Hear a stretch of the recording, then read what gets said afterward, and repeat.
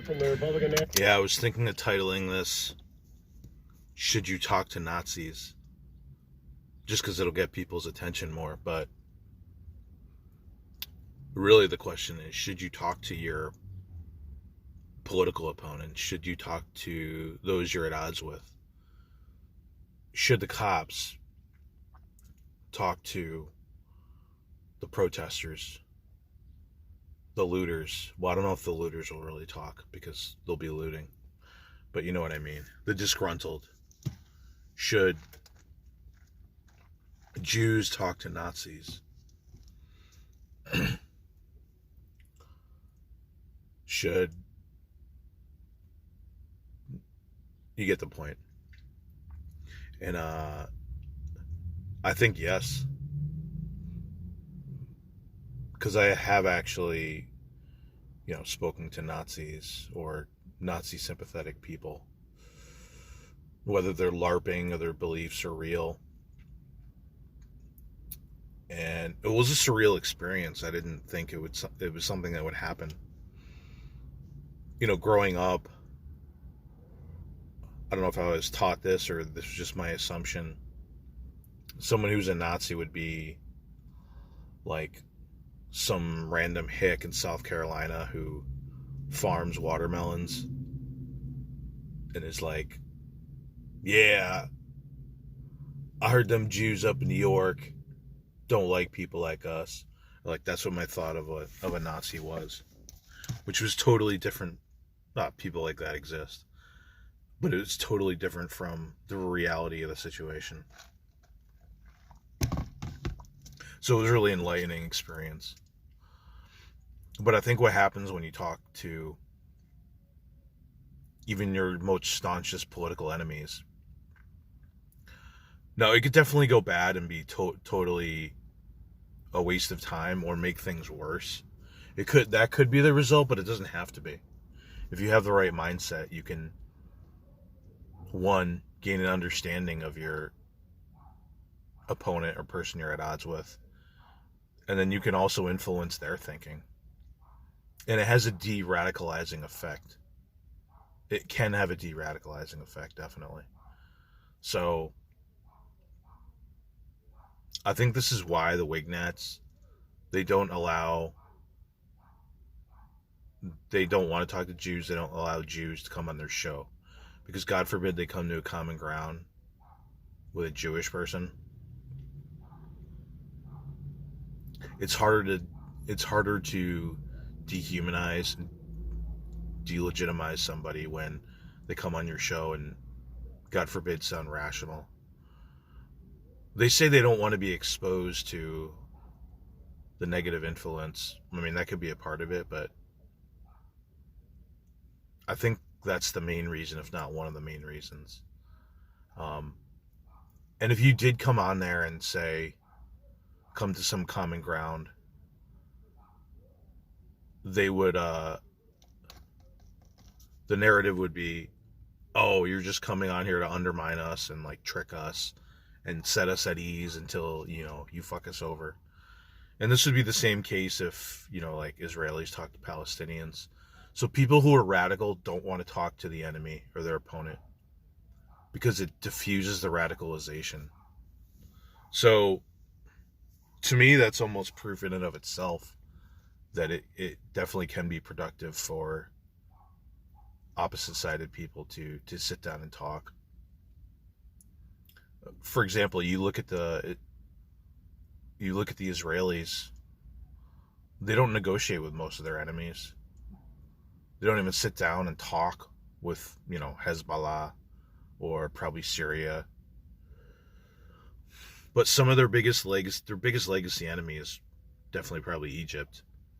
And they were able to put that war to rest.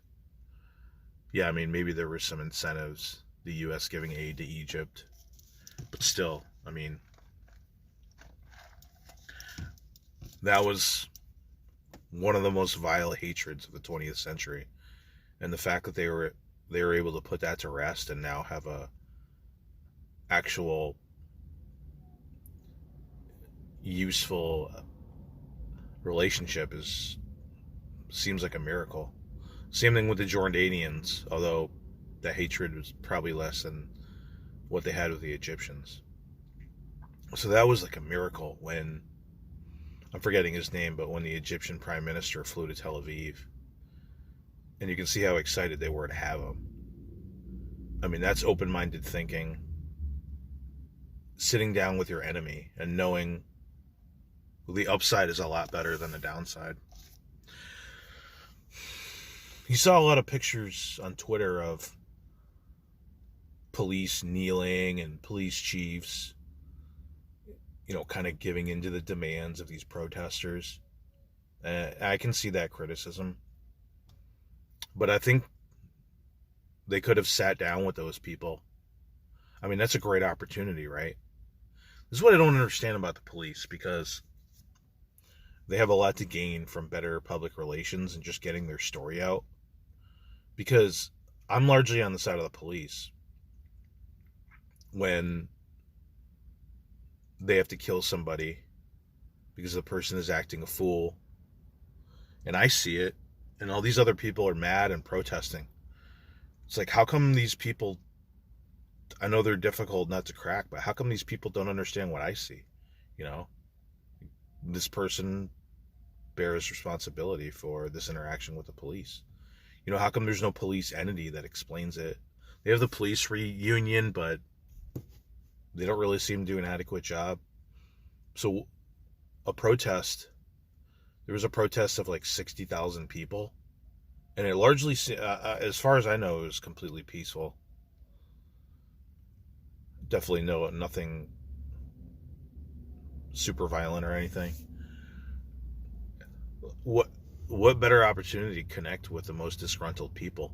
And they'll be posting it on social media. And you can do it in a way that's not cucking, in a way that's not cringe.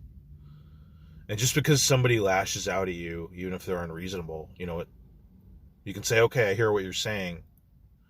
I don't agree with all of that. But, let me explain this, right? It'd be like pill pull or something. So, yeah, there were some kind of lame pictures of police chiefs talking to people, but it would have been an even good opportunity to have a forum, right? What's that saying? A riot is the voice of the unheard. So hear these people out. You know what I mean? Let them scream. Let them do their cringy screaming instead of breaking shit. So, but that's just an example. Should you talk to your enemies? I say yes. The people who say never talk to Nazis, those tend to be the extreme leftists, the Antifa aligned type people. I learned a lot from that police show, The First 48. I mean, I love that show. I almost feel like I understand investigations, like I'm a detective from watching that show, because it's just so interesting. And there's too many goddamn commercial breaks, and they switch it up too much. But you can also watch the interrogations on YouTube. There's hours and hours of interrogations. But I mean, what the investigator does is goes in there with a fresh mind, makes the person feel totally comfortable, not judgmental at all. That's at least initially. I mean, they have other tactics where they try to rustle the person up to shake things up, but it definitely seems like initially, you're going to visit your therapist. It's like, I'm ready to hear what you have to tell me, and no judgment here. I want to hear your side of the story. Of course, this is all a ploy to get information that they can use against them, but still, it kind of makes the point. Like, you don't have to listen to them out of sheer charity, just for their sake.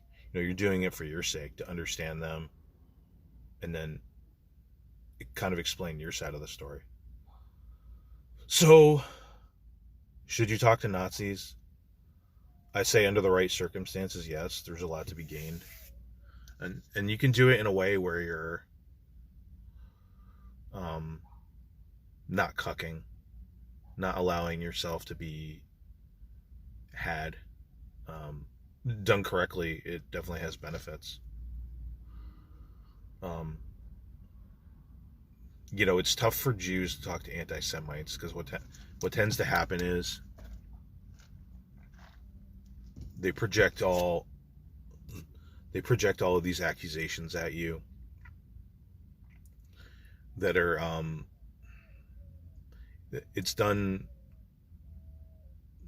so numerously. It's basically like gish galloping all these accusations at you, so it can be kind of difficult to parse through that, right?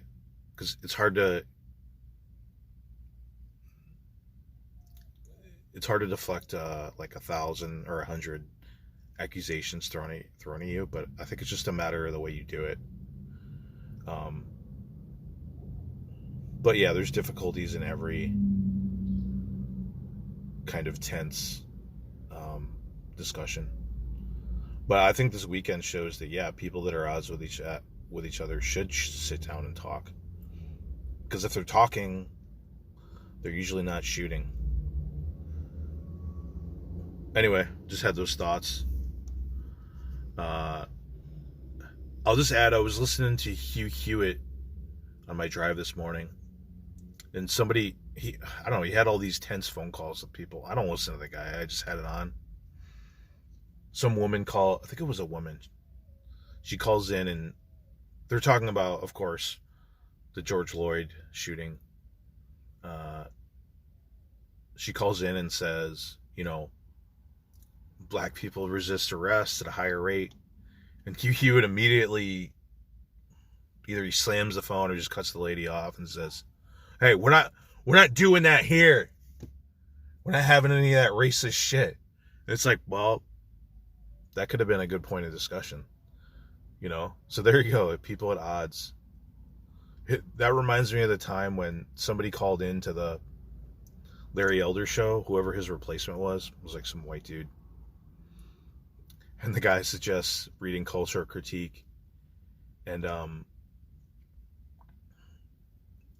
the host, immediately cuts him off, says, "Hey, like, yeah, buddy, we're not doing any of those anti-Semitic conspiracy theories here." Was also interesting on Twitter. Somebody posted an example of it was like one of these Wignat Groyper characters trying to quote, red pill people on the JQ. This is their tactic, but it doesn't seem to work very well because people are already, pre-programmed against this. They start saying like, Jews aren't white. There's always this discussion like, oh, this person says they're white. Oh, they're not white, they're Jewish. And the usual defense is like, oh yeah, look at this anti-Semitism. But they're basically trying to like red pill, and the other person just isn't having it and calling him out for being an anti-Semite. So like, that's how these discussions usually go. Yeah, sometimes it does work, but this tends to happen more often. But also, Steve King lost his seat last night. So I was looking at his congressional district. He's the guy that's always gets in hot water because he talks about demographics or white supremacy. Like, why is white supremacy a bad thing? And yeah, he got primaried. His district is 87% white. It's rural Iowa. Well, all of Iowa is pretty fucking rural. But it's like northwest Iowa. I mean, I'll probably never even go to northwest Iowa. Steve King booted out. So, yeah, that race realism, it doesn't really seem to have much of an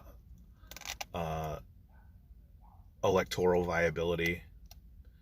If a guy in rural Iowa with an 87% white population, that's kind of as white as you're going to get these days. Yeah, there's whiter places, sure, in the 90s, but for a population that big, like 800,000, 87% white, and you get in hot water and you kind of get your ass kicked in a primary, And that guy's been an incumbent for a while, I believe. So it's like, yeah, if you're a race realist, that doesn't really bode well for the future of electoral politics. But that's why they want balkanization and no elections. Anyway, that's enough for this morning. Everyone have a good day.